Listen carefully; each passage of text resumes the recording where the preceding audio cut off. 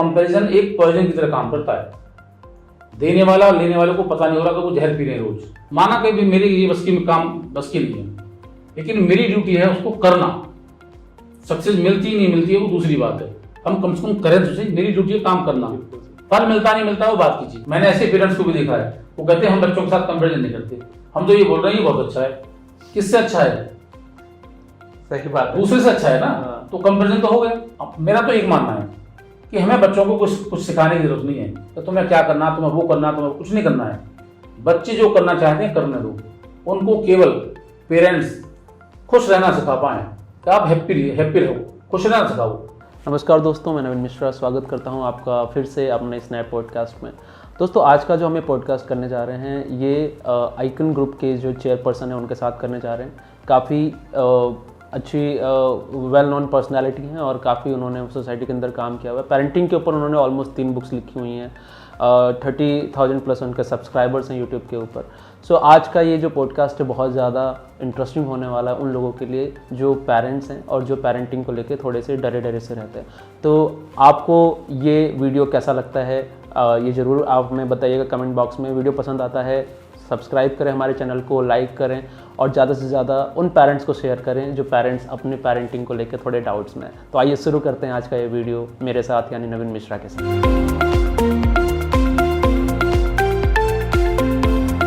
Sir, grading system जो हमारे education में है, मतलब क्या सोचते हैं आप, हमारा जो इंडिया का एजुकेशन सिस्टम है वो इस काबिल है कि हम अपने बच्चों को एक अच्छा ह्यूमन बीइंग बना सकते हैं, या फिर हम सिर्फ अपने बच्चों को तैयार कर रहे हैं नौकरी करने के लिए, या फिर हम अपने बच्चों को तैयार कर रहे हैं पैसा कमाने के लिए?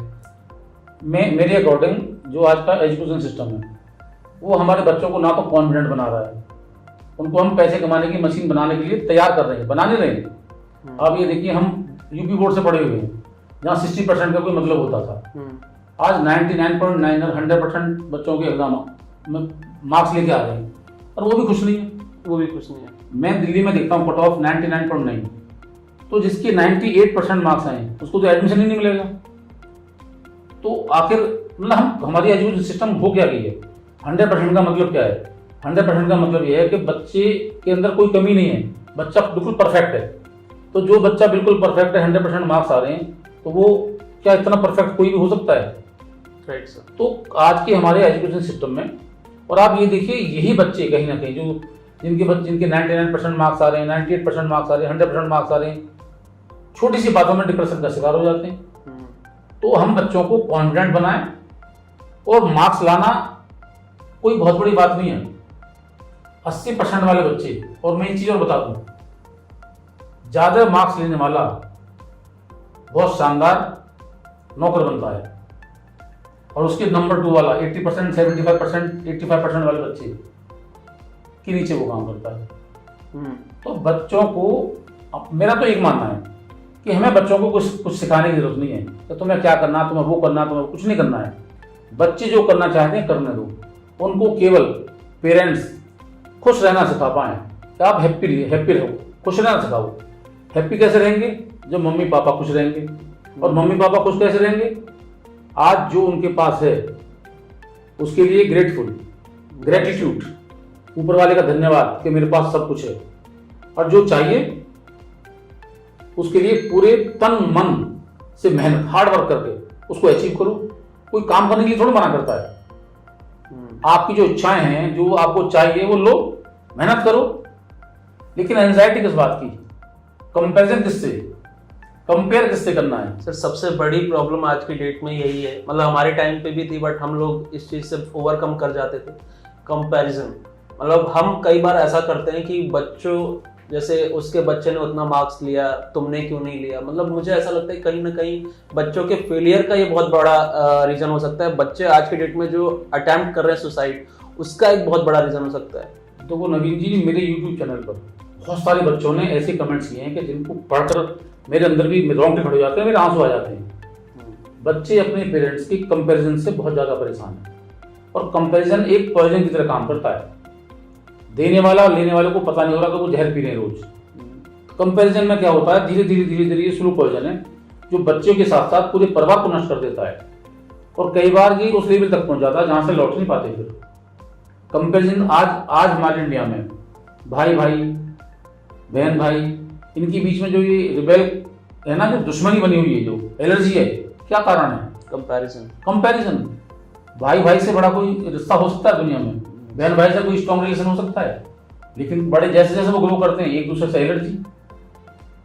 कोई आज बड़े से बड़ा अफसर भी हो, वो अपने जो दूसरा भाई है वो छोटे लेवल पे हो, लेकिन देखोगे उन्हें भी नहीं बन रही है।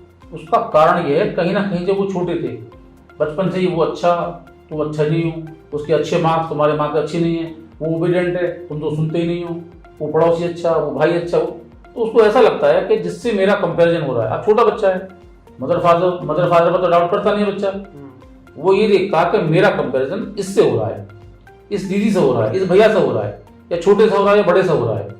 तो जिस कारण से, आप ध्यान देना, जिस कारण से उस बच्चे का जो बिल्कुल इनोसेंट माइंड है, रोज इंसल्ट हो रही है, रोज उसको नीचा देखना पड़ रहा है, रोज उसको सुनना पड़ रहा है, उस कारण से उसको एलर्जी हो जाती है। और धीरे धीरे धीरे धीरे जैसे जैसे ग्रो होता है वो एलर्जी नफरत में बदलती चली जाती है, और इतनी नफरत हो जाती है कि बड़े होने पर वो एक दूसरे के दुश्मन बन जाते हैं। और उनको ये नहीं पता होता कि आखिर कारण क्या था, या आखिर मैं इससे क्यों इतनी एलर्जी है मुझे। जब भाई भाई नहीं समझ पाते, बहन भाई नहीं समझ पाते कि कारण तो कुछ नहीं है, लेकिन एक दूसरे को पसंद नहीं करते, तो उसकी अगर रूट में आप जाओगे तो कहीं ना कहीं कंपैरिजन ही उसका कारण होता है। इसलिए कंपैरिजन कभी भी करना नहीं चाहिए, बच्चों को कभी भी नहीं करना चाहिए। देखो, अगर हमारा भी कोई किसी से कंपैरिजन करता है, हम दोनों ने एक जैसी शर्ट पहन रखी है, अगर कोई 2 बार आपसे बाहर से आके बोल दे कि नवीन जी बड़ी स्मार्ट लग रहे हो, तो उन्होंने मुझे कुछ नहीं बोला, लेकिन मुझे कहीं ना कहीं से ये फीलिंग आएगी कि भाई इसका मतलब मैं अच्छा नहीं लगा, कंपैरिजन हो गया, मुझे तो कुछ नहीं बोला। और ये मैंने ऐसे पेरेंट्स को भी देखा है, वो कहते हैं हम बच्चों के साथ कंपैरिजन नहीं करते, हम तो ये बोल रहे हैं ये बहुत अच्छा है। किससे अच्छा है? सही बात है, दूसरे से अच्छा है ना, तो कंपैरिजन तो हो गया। बिल्कुल। बच्चों की परवरिश में बहुत ध्यान रखने की जरूरत है। जब भी बोलो, दोनों बच्चों के लिए एक साथ बोलो और एक जैसा बोलो। अगर आपने एक बच्चे के लिए बोल दिया तो दूसरे के साथ तो कंपैरिजन ऑटोमेटिक हो गया। इसलिए कभी भी कंपैरिजन नहीं करना चाहिए, क्योंकि इतने बड़े होने के बाद भी हमको अपना कंपैरिजन अच्छा नहीं लगता है। सर आपने पेरेंटिंग के बारे में इतना अच्छा बताया हमें, आपने सर बुक्स भी लिखी हैं पेरेंटिंग के ऊपर, वो जरूर बताइए कि वो कौन सी बुक्स हैं, और मतलब क्या उसके अंदर आपने लिखा है ऐसा जो पेरेंट्स को लेना चाहिए उसे पढ़ने के लिए। मेरी पहली बुक का नाम है सक्सेसफुल पेरेंटिंग। इसमें ये बताया गया है कि आप सक्सेसफुल पेरेंट कैसे बन सकते हो। पेरेंट भी सक्सेस, देखिए सक्सेस क्या है, जिसके बच्चे सक्सेस हो गए वो पेरेंट सक्सेस हैं, और जिसके बच्चे नहीं हुए वो पेरेंट सक्सेस नहीं। तो उसमें वही चीजों को बताने की कोशिश की गई है कि वो छोटी छोटी कौन सी बातें हैं जिनसे आप एक सक्सेसफुल पेरेंट बन सकते हो। दूसरी बुक है द 5 सीक्रेट्स। उसमें भी यही बताया गया है कि वो कौन से सीक्रेट हैं कि ना एक पैसा खर्च होना है, ना आपका एक मिनट एक्स्ट्रा लगना है, लेकिन उन चीजों को इम्प्लीमेंट करके, और वो फैमिली के अंदर ही है, घर में ही है, आपके साथ ही हर समय, कहीं से कुछ नहीं करना है आपको। तो उन चीजों को आप इम्प्लीमेंट करके अपनी फैमिली को कैसे खुशहाल फैमिली बना सकते हो, अपने बच्चों को कितनी शानदार परवरिश कर सकते हो। ये मेरी दूसरी बुक है।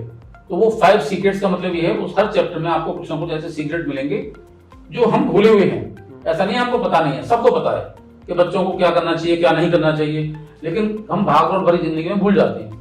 तो वो उसमें सीक्रेट बताई गई है। थर्ड बुक है मेरी शून्य से शिखर की ओर। जिसमें ये बताया गया है कि आज की डेट में कई बार मैं बहुत से लोगों से मिलता हूँ कि मैंने 1 साल में काम बंद कर दिया, मैंने 6 महीने में काम बंद कर दिया। तो शून्य से शिखर पर आप कैसे पहुंच सकते हो, ये जॉब में भी और बिजनेस में भी। तो उसके एक सीक्रेट बताए गए हैं कि किन चीजों को ध्यान में रखकर, किन चीजों को इंप्लीमेंट करके, किन चीजों को अडॉप्ट करके, किन चीजों को छोड़कर आप अपने काम को 0 से स्टार्ट करके टॉप तक पहुंच सकते हो। तो ये मेरी थर्ड बुक है। ओके, तो ये जो थर्ड बुक है मुझे लग रहा है मेरे लिए भी काफी हेल्पफुल। बिल्कुल, वो थर्ड बुक सबके लिए काम करने वाली है, शून्य से शिखर की ओर। क्योंकि हर एक की इच्छा होती है कि मैं अपना काम स्टार्ट करूं। जॉब में भी हैं, जॉब में भी हम बिगिनर होते हैं, वहां से भी लोग टॉप पे पहुंचते हैं। तो वो जॉब वालों के लिए और बिजनेस वालों के लिए, सबके लिए है, और वो मैं समझता हूँ सबको पढ़नी भी चाहिए। सर हर आदमी के सक्सेस के पीछे, और आपके मुंह से मैं जब भी मिलता हूँ तो मैम का नाम तो आते रहता है, कितना बड़ा रोल है मैम का आपकी लाइफ में? 100%। ओके, मेरी वाइफ बाबा का 100% कंट्रीब्यूशन है मेरी सक्सेस में। और मैं समझता हूँ देखो हर एक का कोई ना कोई वो भी होता है, क्योंकि मेरी जो सक्सेस के पीछे है ये बाबा, ये मेरी वाइफ है। सर मैंने देखे थे आपके वीडियोस, उसमें आपकी एक बड़ी ही अच्छी हॉबी है जिसको आप अभी भी फॉलो करते हैं, जहाँ मौका मिलता है वहाँ फॉलो करते हैं, तो ये मंच आपका ही है।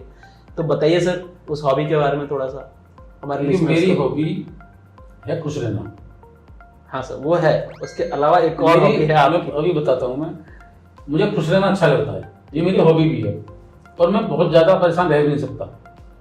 तो उस खुश रहने में क्या है, जो मुझे अच्छा लगता है मैं वो करता हूँ। और मुझे अच्छा क्या लगता है, मुझे पढ़ना अच्छा लगता है, मुझे लिखना अच्छा लगता है, वो मैं करता हूँ, तभी मैंने बुक्स लिखी है। Yes, sir. और उसके अलावा जो एक और है जिसकी ओर आप इशारा कर रहे हो, वो है सिंगिंग। Yes, sir. सिंगिंग है और इंस्ट्रूमेंट को प्ले करना। मैं piano, banjo, harmonium, guitar, flute ये सब बजा लेता हूँ, और मैंने किसी से सीखा भी नहीं है। तो जब हमारे अंदर एक लगन होती है ना, पैशन होता है, तो आप सीख जाते हो। तो सिंगिंग भी मेरा पैशन है, इंस्ट्रूमेंट को प्ले करना भी मेरा पैशन है। तो जो मुझे अच्छा लगता है वो मैं करता हूँ, और मुझे उसको उससे अच्छा लगता है, इसलिए मैं खुश भी रहता हूँ। ओके, तो सर आप कौन से सिंगर को ज्यादा फॉलो करते हैं? मैं मुकेश को ज़्यादा फॉलो करता हूँ, मुझे मुकेश के ही गाने ज़्यादा अच्छे लगते हैं। उनका कौन सा गाना पसंद है सर आपको? बहुत से गाने हैं सर एक गाना अगर कोई जो सबसे ज्यादा पसंद हो आपको। चलो मैं मोटिवेशन के सुना देता हूँ। हाँ सर प्लीज। एक है उसका आज कल, कल आज और कल मूवी का गाना है, राज कपूर पर फिल्माया गया है, मुकेश जी का गाया हुआ है। जैसे हम कहते हैं ना कि ये मेरी बस की नहीं है, ये मेरी बस की नहीं है, मैं नहीं कर पाऊंगा, उसमें ये ना हो बस में तेरे कुछ भी माना, तेरा धर्म है अपना कर्म निभाना, फिर पीछे मत वाले क्या सोचे जग वाले, आया है इस दुनिया में कोई मस्ताना, तरम पम हर दिल को तेरी याद आए तेरे बाद, ऐसा कुछ करके जा फिर दुनिया से डोल, एक दिन बिक जाएगा माटी के मोल।